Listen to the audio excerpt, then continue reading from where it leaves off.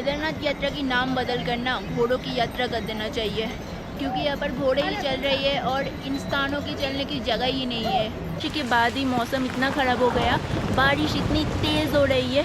भाई ये क्या देख लिया मैंने, ये लाइन 2 किलोमीटर पहले से लाइन लगी हुई है, फट रही है लिटरली। तुम लोग वीडियो बना रहे हो यार, आप क्या साबित करना चाहते हैं इससे कि वीडियो बनाने से ऐसा होता है? सदियों पुरानी एक कहानी है। जब कुरुक्षेत्र की युद्ध में पांडवों ने अपने ही भाइयों का वध किया तो उस पाप से मुक्ति पाने के लिए उन्हें शिव जी का आशीर्वाद चाहिए था और महादेव उनसे मिलना नहीं चाहते थे। वो एक बैल का रूप लेकर इन्हीं पहाड़ों में छुप गए और जब भीमा, जो पांडव में सबसे स्ट्रॉन्गेस्ट थे, उस बैल को पकड़ना चाहा, वो 5 अलग पार्ट्स में डिवाइड होके 5 अलग अलग जगह प्रकट हुए और उनका जो हम्प या पीठ का हिस्सा था वो यहाँ प्रकट हुआ, केदारनाथ में। Welcome to my Panch Kedar यात्रा। ये इस पूरी सीरीज का पहला केदार है। इस वीडियो में आप केदारनाथ धाम की विजुअल्स जाननी कितना कठिन है और कभी कभी सिचुएशन क्या हो जाता है वहाँ, इन सब चीज़ों के साथ साथ कैसे पहुँचना है, कहाँ स्टे करना है बजट में, इन सारे चीज़ों की डिटेल्स भी जानने वाले हो। तो चलिए बैकपैक उठाते हैं और महादेव का नाम लेकर निकल पड़ते हैं।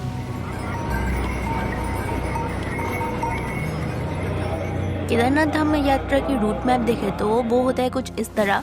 सबसे पहले हमें अपने अपने सिटी से ट्रेन पकड़ के पहुंचना होता है हरिद्वार, जो देवभूमि उत्तराखंड का प्रवेश द्वार है। इस यात्रा का अगला स्टेप है गौरीकुंड पहुंचना, जिसके लिए पहले सोनप्रयाग पहुंचना होगा। सोनप्रयाग के लिए बस सुबह 4-5 बजे शुरू हो जाती है। स्टेशन के बाहर वाले बस स्टैंड से सीधी सोनप्रयाग की बस मिल जाती है। क्योंकि मेरा बजट कम है और मुझे यहाँ स्टेशन के आसपास ही रुकना था, बाहर काफ़ी सारे होटल्स भी है, वहाँ पर भी बजट में रूम मिल जाता है, पर कुछ 800 से 1000 की आसपास चार्ज करते हैं। मेरा बजट उससे भी कम है, इसलिए मैंने ये टिकट बुकिंग की टाइम पर ये रेलवे की रिटायरिंग रूम बुक कर लिया था। बस 400 रुपये में double bedroom with attach toilet, और यह डॉम सिस्टम भी है। एक डॉम में 10-10 करके बेड्स है। भाड़ा है 150 रुपये पर बेड। जैसे जैसे बस इन माउंटेन रोड्स पर ऊपर चढ़ती है, सिटी का शोर पीछे छूटने लगता है। रास्ते में आता है पवित्र देवप्रयाग, जहाँ भागीरथी और अलकनंदा का संगम होता है और यही से जन्म होता है माँ गंगा का।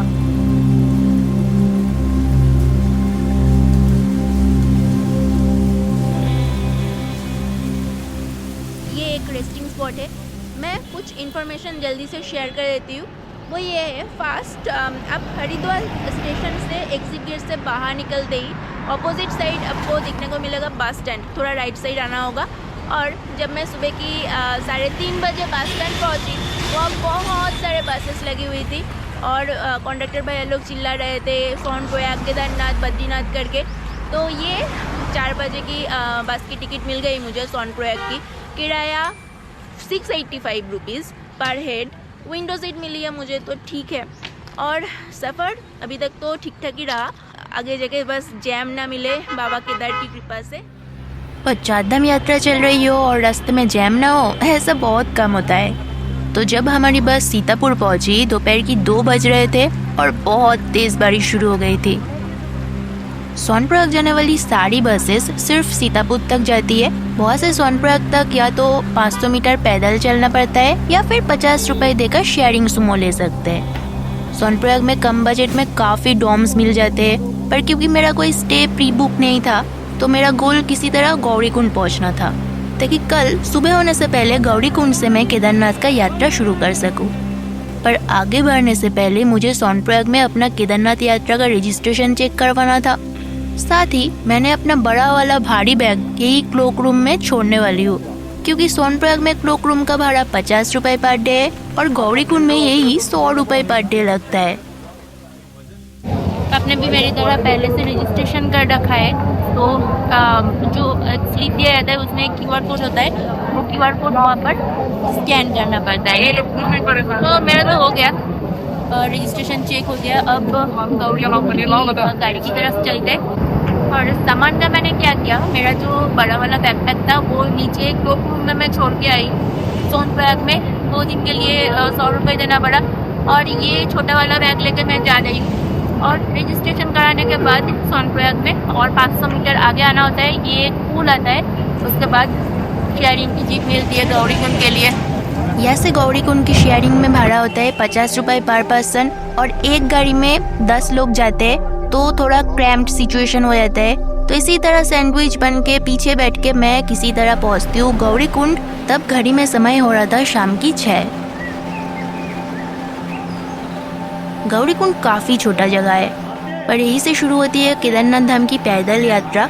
यह आपको दिखाई देगी तेजी से बहती हुई मंदाकिनी नदी, और पास में ही है एक गर्म पानी का कुंड, और उससे ठीक बगल में है एंशियंट गौरी माता टेम्पल, जहाँ से इस गांव का नाम गौरीकुंड पड़ा।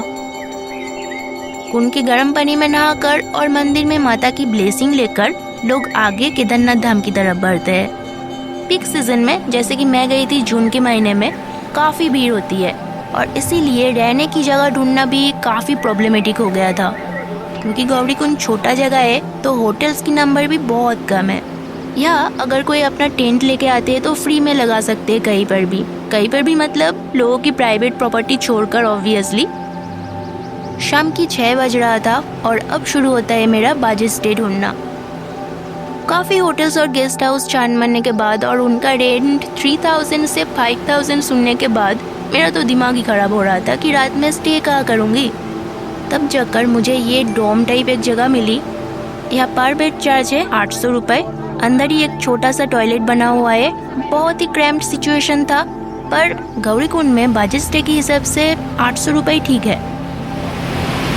अभी रात की 12 बज रहे हैं। आज की डेट है 6 जून, और ये भीड़ देख सकते हो आप। ये लोग ऊपर यात्रा से नीचे वापस आ रहे हैं इतनी रात को।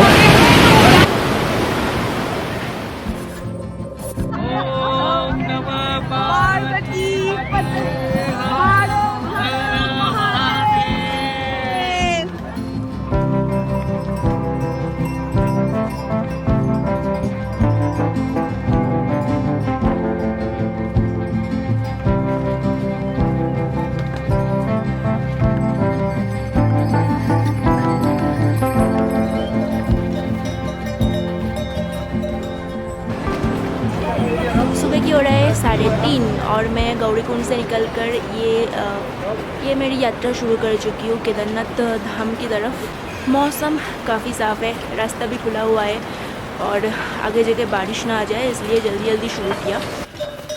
इन घोड़ों का कुछ ठीक नहीं है। लोग कहते हैं कि खाई की साइड से मत चलना, अगर घोड़े ने धक्का दे दिया तो सीधा खाई में पहाड़ की साइड से जाओ, पर घोड़े दोनों साइड से आ रहे हैं, खाई की साइड से, पहाड़ की साइड से, और हम बीच में फंस गए हैं।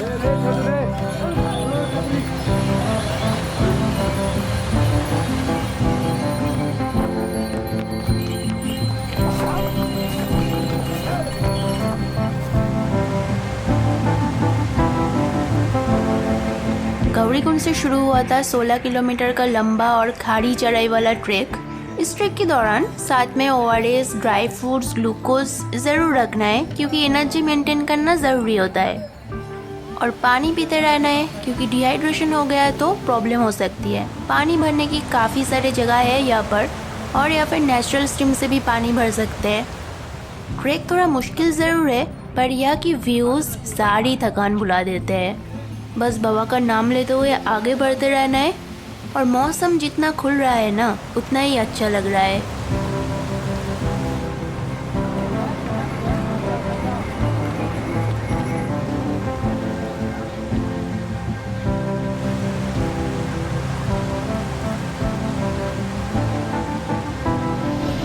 भाई कितनी खूबसूरत है ये जगह। ये जो मेरे पीछे व्यू देख रहे हो, ये मुझे लास्ट 6 किलोमीटर में ऐसे काफ़ी जगह पर दिखने को मिले हैं।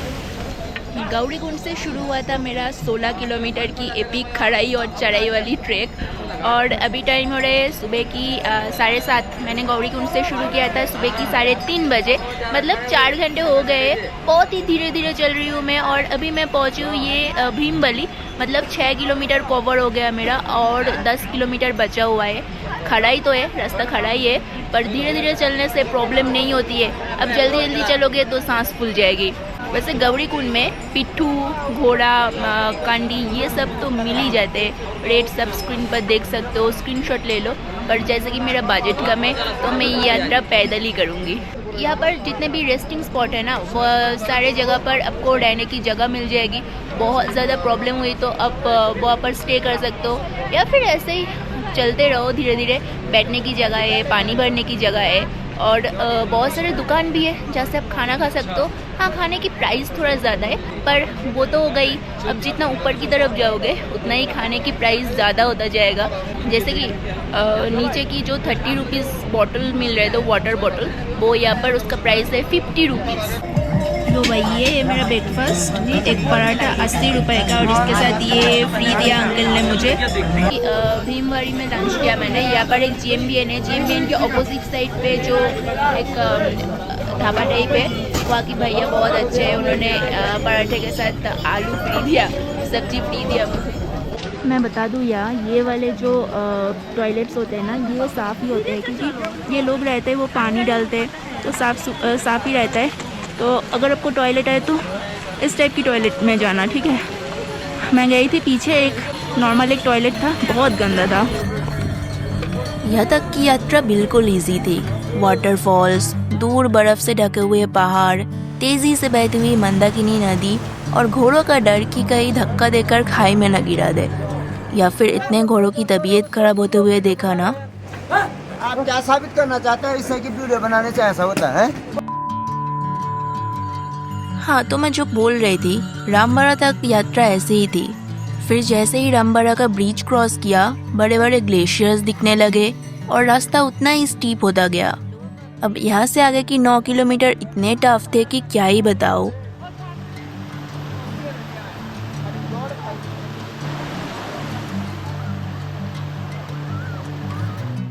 ये बादल देख रहे हो, इतनी तेज़ बारिश आने वाली है। और ये हम पहुंच गए लिंचोली। अभी शायद और 500 मीटर और बाकी है, और उसके ऊपर पीछे वहाँ पर है केदारनाथ बेस कैंप। पर वहाँ पीछे जो अभी बादल से कवर्ड है, वहाँ पर चौखंबा पीक दिख रहा था थोड़ी देर पहले। जब हम इतना कष्ट करके ऊपर आते हैं और वो डेस्टिनेशन दिखने को मिलता है, तब बहुत अच्छा लगता है ना। ये हम पहुँच गए लिंचोली, वो पीछे है मेरा लिंचोली। अभी टाइम हो रहा है दोपहर की 1, क्योंकि हमने रास्ते में थोड़ा वेट किया, बारिश हो रही थी बहुत तेज़, इसलिए लेट हो गया। अभी प्रॉब्लम ये है कि मुझे आज ही ऊपर जाना है। ऊपर जाके फिर आज ही मेरा दर्शन का डेट है, और अभी भी 6 किलोमीटर बाकी है, और इतना ज़्यादा भीड़ हो रहा है तो मुझे नहीं पता ऊपर जाके रहने की जगह मिलेगा या नहीं, वो भी ढूंढना है। काफ़ी प्रॉब्लम होने वाली है। और जल्दबाजी में हमने कर दी गलती, क्योंकि इस रास्ते में काफ़ी सारे शॉर्टकट्स आते हैं, और हमने लिंचोली से बेस कैंप पहुंचने के लिए ऐसा एक शॉर्टकट लिया कि दिमाग ही खराब हो गया।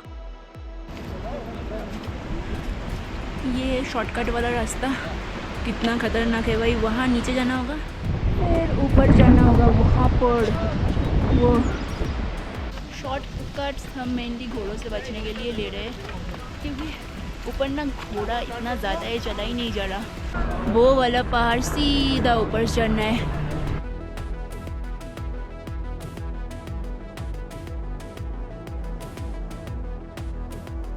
ये जो लोग नीचे जा रहे हैं, वहाँ नीचे नदी के किनारे तक, फिर ऊपर चढ़ना होगा, वहाँ पर वो मैं कवर करके आई हूँ अभी। और ये मेरी इस ट्रैक के दौरान सबसे बड़ी गलती थी। ऐसे शॉर्टकट लेने के बाद मेरा वर्डिक्ट यही रहेगा कि शॉर्टकट लेने की ज़रूरत नहीं है। फट रही है लिटरली। सीधा रास्ते से आओ, घोड़े की धक्का खाते हुए ही आओ, वो सही रहेगा। इस जगह की नाम है घोड़ा पड़ाव।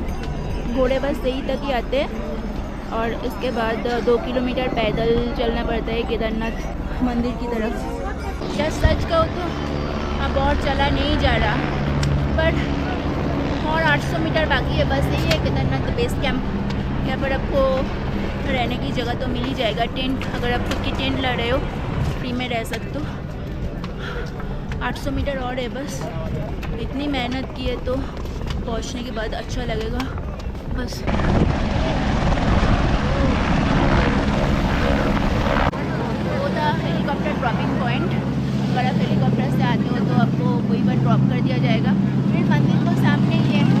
मैं बता दूँ, अगर आपको दर्शन करना है, आपका ये जो रजिस्ट्रेशन किया हुआ है वो यहाँ पर दिखाना है और आपको एक टोकन दिया जाएगा, उसको लेके बस लाइन में लग जाना है और फिर उसके बाद ये पुल क्रॉस करना है। पुल क्रॉस करने के बाद ये राइट साइड सीढ़ियाँ है, सीढ़ियों से ऊपर जाओगे तो टेम्पल और वहाँ एक पुल है, वहाँ से बस कैंपिंग साइट्स है।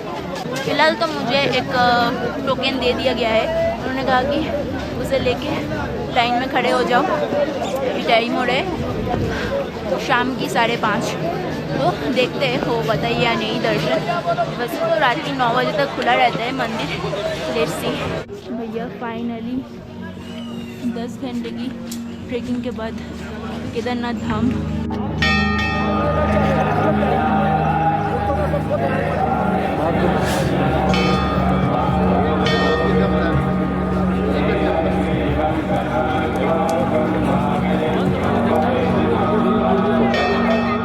मैं बता नहीं सकती यहाँ आके मुझे कितना अच्छा लग रहा है। मतलब इतनी मेहनत के बाद लैंडस्लाइड, लोगों की मौत, रास्ता बंद, बारिश, ये सब के बावजूद भी बाबा केदार की कृपा से मैं बस यहाँ आ पहुँची हूँ। तबीयत बहुत ख़राब हो रहा है पर यहाँ आके बहुत अच्छा लग रहा है। अभी तो दर्शन की लाइन में लगना होगा। दर्शन की लाइन यहाँ पीक सीजन में पीछे ब्रिज की साइड से शुरू होती है, पर इतनी लंबी लाइन के बावजूद बस 1.5 घंटे में मेरा बहुत अच्छे से दर्शन हो गया।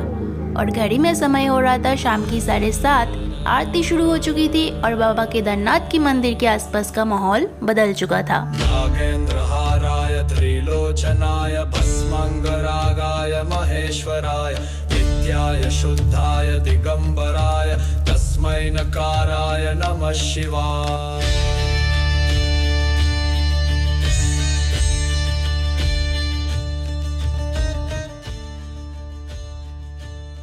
ये रहा मंदिर और यहाँ पर ये है मेरा डॉम।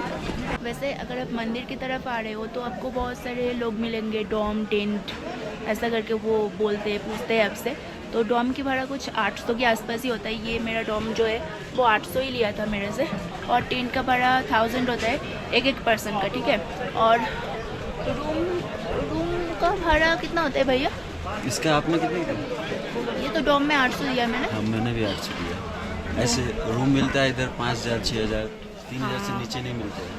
और रूम का भाड़ा कुछ 5000, 6000 होता है 4 लोगों का। हाँ। क्योंकि यहाँ खाना काफ़ी कॉस्टली होता है और टेस्ट भी सही नहीं होता। तो अगर आप चाहो तो यहाँ पर एक भंडारा लगता है, वो भैरव बाबा की टेम्पल से पुल से आप बाहर की तरफ आओगे, पुल की बिल्कुल अपोजिट साइड पर है भंडारा। ये वाला है, 12 बजे ही ओपन होता है। तो अगर आप खाना चाहते हो तो यहाँ आ सकते हो। कितनी खूबसूरत जगह पर है ये मंदिर। चारों तरफ बर्फ़ से ढका हुआ पहाड़ और बीच में ये केदारनाथ टेम्पल। क्योंकि बाबा महादेव कभी इजी जगहों पर नहीं रहते। अभी यहाँ बैठ के बहुत अच्छा लग रहा है। मतलब भीड़ चाहे जितना भी हो, जब आप ऐसे जगहों पर आते हैं तब मन को एक सुकून सा मिलता है ना। मतलब अब सोचो कितने लोग केदारनाथ आना चाहते हैं और कितने ही लोग यहाँ आ पाते हैं। अगर बाबा केदार ने नहीं चाहा तो आप चाह कर भी नहीं आ सकते यहाँ। वैसे किसी को अगर VIP दर्शन करना है तो उसके लिए अलग सिस्टम होता है, पर पर्सन 2000 रुपीज़। उसमें आप स्पर्श दर्शन कर सकते हो। मतलब बाबा की जो पीठ है, बाबा केदार की जो पीठ है वहाँ आप स्पर्श कर सकते हो। एक आंटी थे, उन्होंने किया था और वहाँ पर जो सिंदूर लगा हुआ था वो उन्होंने मुझे यहाँ पर लगा के दिया। तो ये भी एक आप मेरा गुड लक बोल सकते हो। केदारनाथ मंदिर के ठीक पीछे एक बड़ा सा पत्थर है जिसे भीमशिला के नाम से जाना जाता है। ऐसा माना जाता है कि 2013 की फ्लड में इसी स्टोन ने मंदिर को प्रोटेक्ट किया था। जब तेजी से बहते हुए पानी अपने साथ बड़े बड़े पत्थर बहाकर ला रहा था, तभी ये बड़ा सा बोल्डर ऊपर से रोल होते हुए आया और मंदिर के ठीक पीछे आकर रुक गया। इस बोल्डर ने पानी की फ्लो को दोनों साइड से डाइवर्ट कर दिया और मिराक्युलसली मंदिर बिल्कुल बच गया। वैसे यहाँ पीछे की एरिया में भी लोग अपना खुद का टेंट लगाकर फ्री ऑफ कॉस्ट रह सकते हैं। अगर आप मंदिर के पीछे अपना टेंट लगाते हो तो कोई कुछ नहीं कहता। जियोलॉजिस्ट कहते हैं ये मंदिर लगभग 400 साल तक बर्फ और ग्लेशियर के नीचे दबा हुआ था। यह मंदिर के पास आदि शंकराचार्य का एक बहुत बड़ा सा स्टैचू है, वहाँ उनकी समाधि भी है। कुछ थ्योरीज के अकॉर्डिंग इस एंशिएंट मंदिर को 8th सेंचुरी में अर्थात आज से 1300 साल पहले आदि शंकराचार्य जी ने रिसरेक्ट करके बनवाया था। थ्योरीज, स्टोरीज जो भी आप मानना चाहो मान सकते हो, बस मन में भक्ति होनी चाहिए।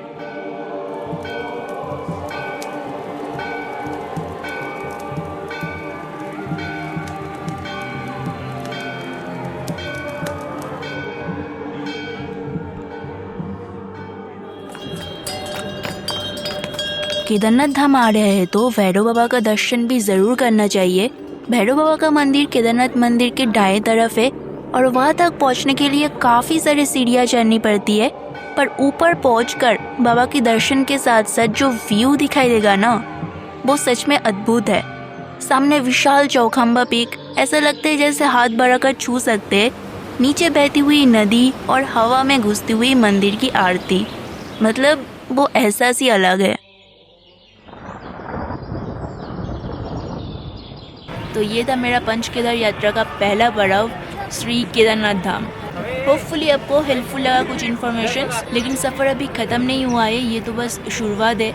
इसके बाद मेरा पंच केदार यात्रा का सेकंड पड़ाव है मड महेश्वर, और उसके लिए मुझे जाना होगा ऊखीमठ। अगर आपको ये वीडियो हेल्पफुल लगा और अच्छा लगा तो वीडियो को लाइक करें, दोस्तों के साथ शेयर करें और चैनल को सब्सक्राइब करें। कमेंट्स में एक बार प्यार से लिख दीजिए हर हर महादेव। मिलते हैं अगले वीडियो में, बाय।